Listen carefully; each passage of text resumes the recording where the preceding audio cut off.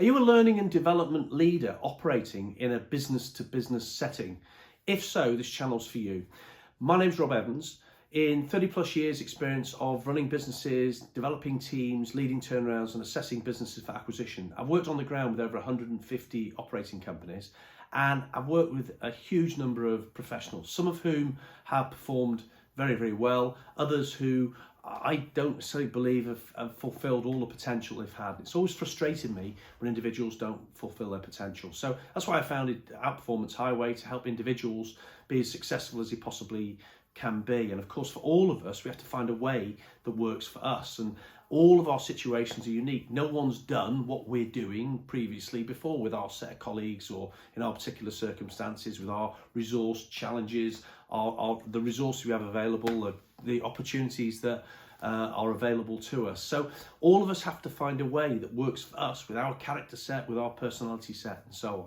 And I think for us as learning and development leaders, often we find ourselves stuck in a fulfillment type role. So we're fulfilling compliance training or fulfilling specific skills training, and maybe what we're doing also is running academy courses or academy programs for high potential leaders. But I think there are ways that we can add real business impact very simply as a learning and development leader by focusing on a couple of other areas. I think the first area that we can focus on is to think about all of our leaders, all of our men, whether they're high potential leaders or not.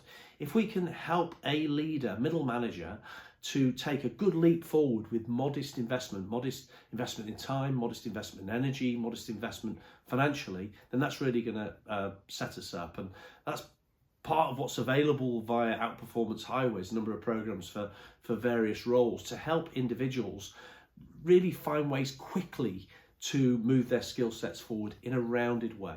Also, I run a program, by the way, and the link's in the description, for learning and development leaders, which is based on the same framework that's available for leaders. And that's a framework called PPMC Leadership. In my experience, the successful teams tend to cover 4 bases really well. And that's people, principles, mechanics, and culture.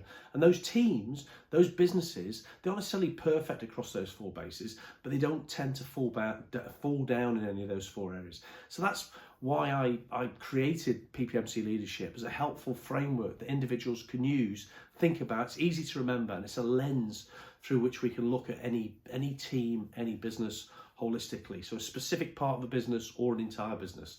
And so I go into depth in that, but I think there's 4 key questions. First of all, do we have available to us as a team the people that we need to have to get done what we need to get done? And that's really just thinking about the blend. It's thinking about the capabilities, the mindset, the attitude.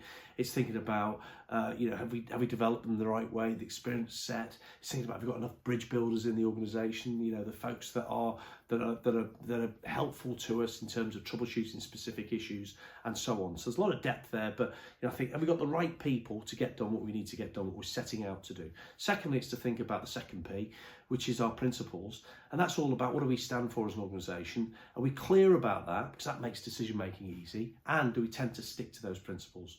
Thirdly, it's to think about the operating mechanics in our organisation, the hardwiring that we put in place, the systems, the processes, and are they set up in such a way that we're easy to work with and easy to work for? If they are, then we've got a great chance of success. If they're not, everybody's life is made difficult. So I think the mechanics are really important. And fourthly, it's the culture, the soft wiring, if you like. And of course, that is a combination of what we put in place, but also a lot of external factors. We have less control over culture, but we can take steps to move a culture in the direction we want to move it. Our culture is our fuel.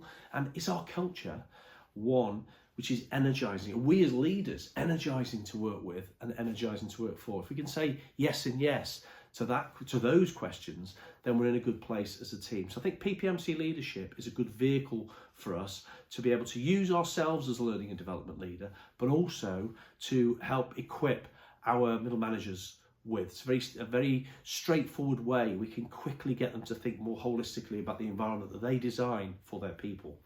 And the other area where I think there's real potential for us as learning development leaders to have real business impact is to think about, how do we equip in a business-to-business environment, how do we equip our customer-facing professionals to be more confident and have greater impetus in dealing with, building relationships with decision makers, business leaders. So whether it's our sales professionals or it's our customer facing non-sales professionals, those folks in customer services or the pre or post sales type consultants or individuals that are customer facing that are in ops, any of those individuals that are interfacing with customers in an era where face-to-face customer contact is getting fewer and fewer, if we can help them become more cognizant of business leader thinking, more business focused in how they approach what they approach, the likelier they are from a sales perspective, but also for the non-sales individuals to be closer to the customer